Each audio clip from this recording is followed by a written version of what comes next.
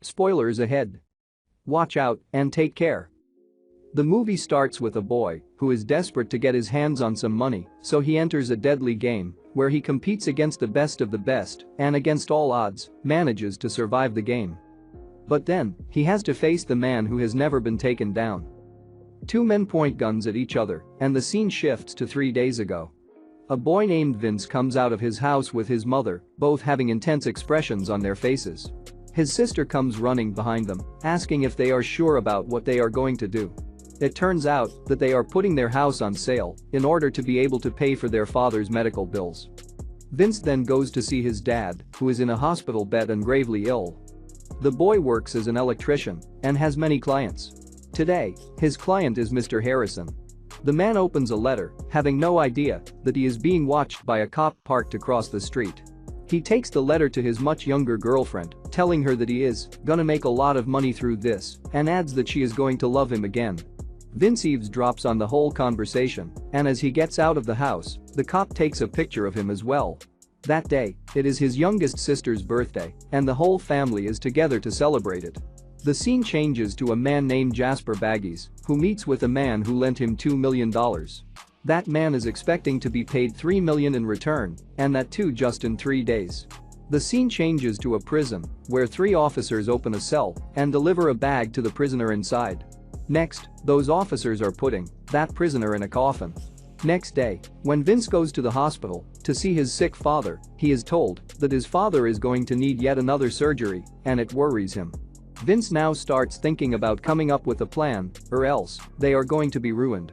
He goes to work again at the same client's place and finds Mr. Harrison in a meeting with a friend. He tells the man that he has gotten a job through which he is going to make a buttload of money. As they talk, Vince overhears everything. The man gives himself an injection, and when he goes to his girlfriend to make love, he has a heart attack and dies. As Vince is about to go upstairs, he finds that letter and keeps it with him. The envelope that he stole has a train ticket for New York and a CPS receipt for pickup. Vince goes to the post office, gives his ID to the man working there, and in return, the man gives him a package and a cell phone. He also gives him $500, a key, and a letter with a spider logo. He also receives instructions on how he should use the money that has been given to him. He is told that he is not allowed to take his own phone and can only use the phone provided to him. Harrison's girlfriend goes to the police and tells them about the missing envelope. They make inquiries about it, and it turns out that Vince is the one who pulled off the thievery. They then inform the detective investigating the case behind the envelope, and he is ordered to follow Vince. Vince decides to get on with the plan. He wears a nice suit and makes his way to New York, being totally unaware of the fact that he is being followed by a cop. A man who was put in a coffin is taken to a mysterious place where a man in a black suit and a hat appears and orders his men to unshackle his legs and take him away. Vince stays at the hotel, and in the middle of the night, he receives a call on the given cell phone. He pretends to be Harrison, and they give him a new set of instructions. The next morning, he goes to the Postnet store by Grand Central. There, he finds a locker, and this is the time to use the key given to him. In that locker, he finds a new envelope with another train ticket. He also gets a card, and on that card, number 13 is written along with some more instructions. He has been given a ticket to Macomb, but he is supposed to get off one stop before the actual destination. As he sits on the train, the TC approaches him and asks him for his ticket, who then goes to the detective who has been following Vince and tells him that he is getting off at Macomb. Vince, however, gets off a stop before that, so he manages to evade the cops for a while. The next instruction is to go to the outskirts of the town, and when his taxi is gone, another car appears. The driver introduces himself as Jack and shows a card containing the number 13. Vince shows him his card as well. Jack then takes his phone and asks him to sit in the car, and they drive away. The detective who has been following Vince arrives there, but too late as the man is already gone. They do not even have any clues to follow. Jack then takes the boy to a shack in the middle of the woods. There are 2 other men as well, and they give the boy some fresh clothes and order him to put them on right away. They then thoroughly search him, and when they are unable to find anything in his clothes, they even cut off the heels of his shoes, but the boy is clean. This time, he is taken to a grand mansion that is filled with rich people from different places. There, an old man named Joe meets Vince. He of course knows that Vince is not Harrison. Joe is his patron He goes on to give the boy a chance to explain himself, and Vince tells him that he is going to play instead of Harrison, as he is already dead. Joe does not want to get in trouble with the other patrons, so he has no choice but to allow him to be a part of the game. Vince then makes his way downstairs and finds a lot of rich people who are betting big chunks of money. Jasper also arrives there and goes on to bet on the participant he patrons. The participant's name is number 6. Joe bets with Vince, number 13. Vince is then given a gun, and he must stand in a circle with other guys wearing black t-shirts. Everyone is given one bullet, and they are supposed to spin the cylinder and point at the person in front of them, while they are pointed at from behind as well. Vince does not know the first thing about guns and is really nervous. He takes Jack's help to load. We see a bulb with a spider on it, and when that lights, this is the cue for the participants to shoot. The bulb lights up, and with multiple shots, a few men die. Vince, however, finds himself unable to shoot. A security person comes to him and yells at him, making it abundantly clear that he has to shoot. They tell him that if he does not the next time, he is going to be killed. He finally gathers the courage to shoot, but he turns out to be a lousy shot as the guy in front of him survives. When the first round is over, Joe gives him a piece of his mind as he tells him to man up.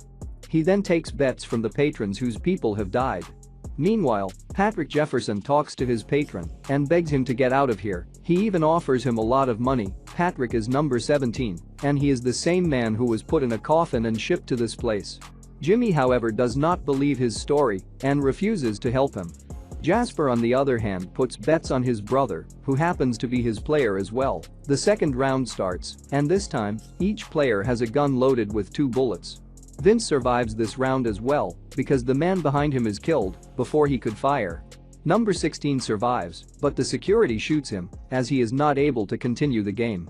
Jefferson again tells his patron a story. He tells him that he buried a big amount of money somewhere and asks him to retrieve it if he is not able to make it out of here alive. He tells Jimmy to keep half of the money and give the other half to his son who is in jail. Now, it is time for the third round to start. The host announces that each participant is going to be provided a gun with 3 bullets. The spider bulb lights and the players shoot. Many die this time as well, and for the fourth round, only 5 of them are left alive. Vince, Ronald, Jefferson, number 9, and number 3 as well. The competition can now enter the final stage of the game, which is the duel. 5 wrapped balls are put on the table. There are 2 black and 3 white.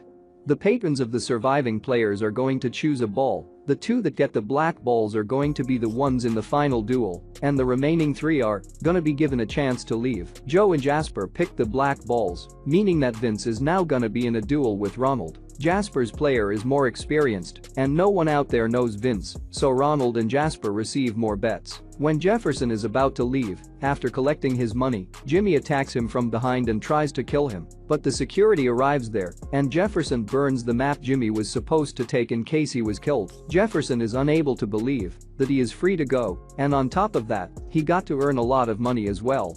When the final round is about to start, Ronald loses it. He is pissed off at Jasper and yells at him to give him his share. We learn that Jasper is an absolute monster. After his parents died, he got a lot of money and put his brother in a mental hospital. He only brings him out to take part in this very game and always keeps all the money, but this time, Ronald makes it abundantly clear that he needs his share. The final round begins, and against the odds, Vince wins the duel and gets $1,850,000. He also learns that his opponent won his last 3 duels. He collects his winnings and sneaks away from the mansion, arriving at a train station.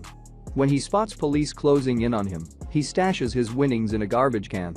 After being interrogated by the police, he retrieves the money and sends it to his family via registered mail and buys a toy for his sister's birthday. However, on the way home, he is shot by Jasper, partly in revenge for Ronald and partly to steal the money, as he thinks Vince still has the money with him. Jasper escapes with the money bag, not knowing that it only contains the toy. The end.